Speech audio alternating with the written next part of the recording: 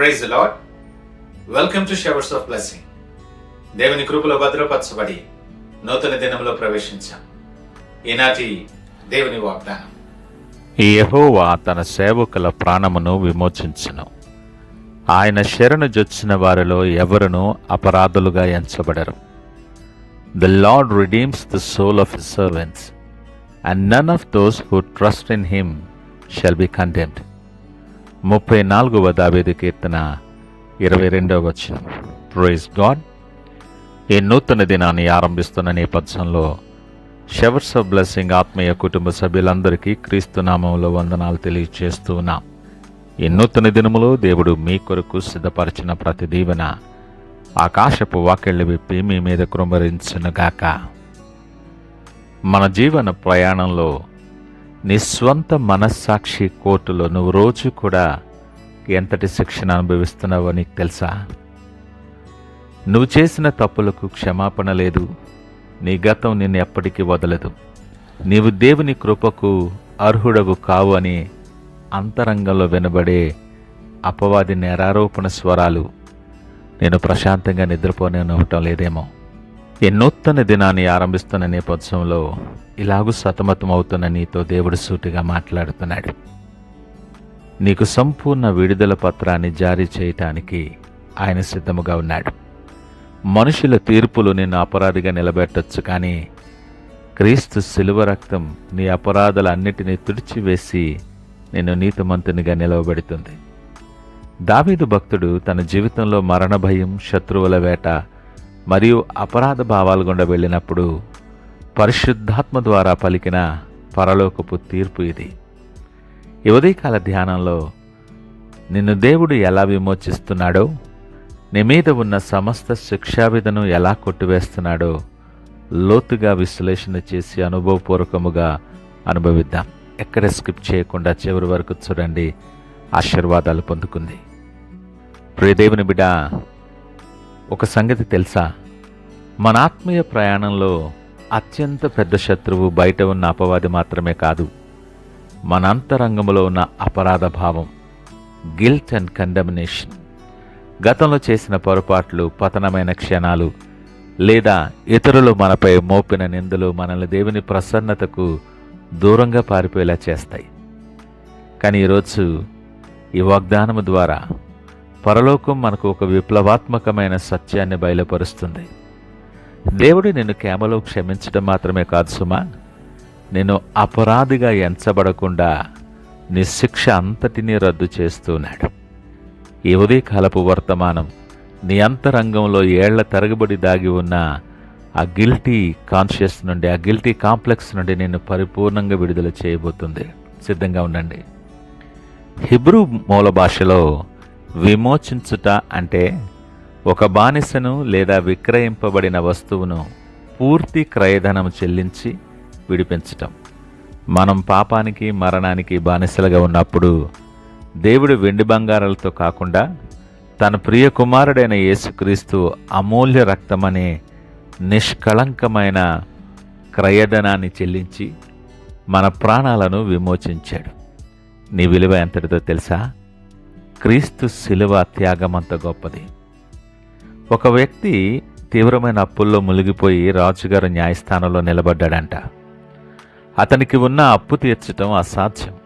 చట్ట ప్రకారం అతనిని, అతని కుటుంబం అంతటినీ బానిసలుగా విక్రయించి జైల్లో వేయాలి. ఆ వ్యక్తి కన్నీళ్లతో నన్ను క్షమించండి, నన్ను రక్షించండి అని రాజు కాళ్లపై పడి శరణు కోరాడు. అప్పుడు ఆ రాజు కేవలం అతని అప్పును మన్నించడం మాత్రమే కాదు, కానీ న్యాయస్థానపు పెద్ద పుస్తకంలో అతని పేరు ప్రక్కన ఉన్న అప్పుల రికార్డును పూర్తిగా కొట్టివేసి అతని ఖాతాలో తన స్వంత ఖజానా నుండి సమృద్ధి అయిన ధనాన్ని జమ చేశాడు. ఆ క్షణం నుండి ఆ వ్యక్తి అప్పులవాడు కాదు, రాజభవనంలో రాచరికం పొందిన కుమారుడు.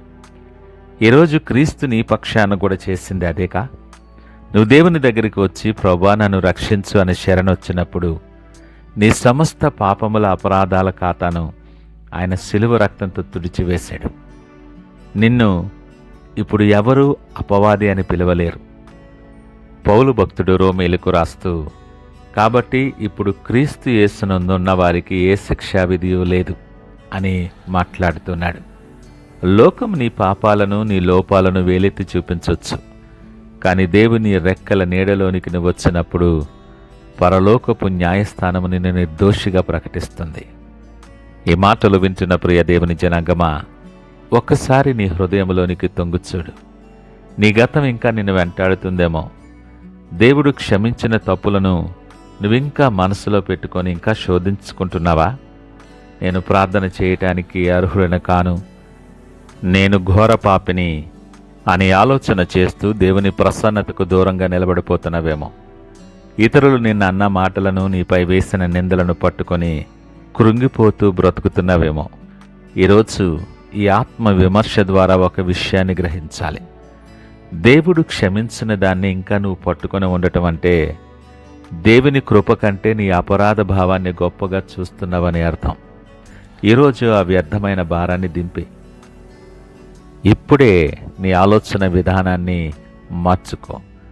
నేను క్రీస్తు రక్తములో కడుగబడిన విమోచింపబడిన దేవుని బిడ్డను, నాపై ఏ శిక్షా విధి లేదు, నేను దేవుని శరణు జొచ్చాను, ఎవడు నన్ను అపరాధిగా ఎంచనేరడు అని విశ్వాసంతో ప్రకటించు. నువ్వెవరివైనా, నువ్వే పరిస్థితుల్లో ఉన్నా, ఈ ఉదయకాలము దేవుడు నీతో మాట్లాడుతూ నీ వైపు ప్రేమతో చూస్తున్నాడు. నీ నేరాలన్నీ కొట్టేసి నేను తన కౌగిట్లో తీసుకోవటానికి ఆయన 2 చేతులు చాచి సిద్ధముగా ఉన్నాడు. ఇంకా దేవునికి దూరంగా పారిపోకు సుమా. ఆయన పాదాల దగ్గరకు రా. ప్రభా, నా గతంతో, నా అపరాధ భావంతో నీ ఎద్దుకు వస్తున్నాను, నన్ను కడిగి నీ విమోచన శాంతిని దయచేయని నీ హృదయాన్ని ఆయనకి ఇచ్చేయి. ఈ సందేశం నీ ఆత్మకు విడుదలనిస్తే, నీకు నెమ్మది కలుగు చేస్తే, కామెంట్ సెక్షన్లో I'm redeemed by the blood of Jesus అని నీ విమోచన ప్రకటనను టైప్ చేయండి. మన షవర్స్ ఆఫ్ బ్లెస్సింగ్ ఛానల్ ఇప్పుడే సబ్స్క్రైబ్ చేసుకోండి. సంపూర్ణ విశ్వాసముతో ఆయన వైపు చూస్తూ ఈ నూతన దినాన్ని ప్రార్థనతో ఆరంభిద్దామా? ప్రార్థించుకుందాం. మహోన్నతుడు, నమ్మకమైన మా యేసయ్య, స్తోత్రాలు, వందనాలు. మా ప్రాణాలను విమోచించిన మా రక్షకుడైన తండ్రి, మీకు వందనాలు, స్తోత్రాలు. ఈ సందేశం వింటున్న నీ బిడల జీవితాల్లో ప్రభా, వారిని వేధిస్తున్న ప్రతి అపరాధ భావాన్ని, సాతాను మోపుతున్న దోషారోపణలను ఇప్పుడే యేసు నామములో లయపరుస్తున్నాం. సహాయము దయచేయండి. వీరి ప్రాణములను విమోచించి నీ పరిశుద్ధాత్మ శాంతితో మీరు నింపమని ప్రార్థన చేస్తున్నాను. అయా, వీరిపై ఏ శిక్షావిధి లేదు అని ప్రకటిస్తూ నీ దివ్యమైన ప్రసన్నత వీరిని నిరంతరము కాపాడునుగాక. మీకు సాక్షులుగా అనేక మందికి దీవెనకరముగా వీరిని నిలిపి మీరే మహిమ, ఘనత, ప్రభావాలు పొందుకోమని యేసు పరిశుద్ధ నామమున అడుగుచున్నాం తండ్రి. ఆమేన్. God bless you.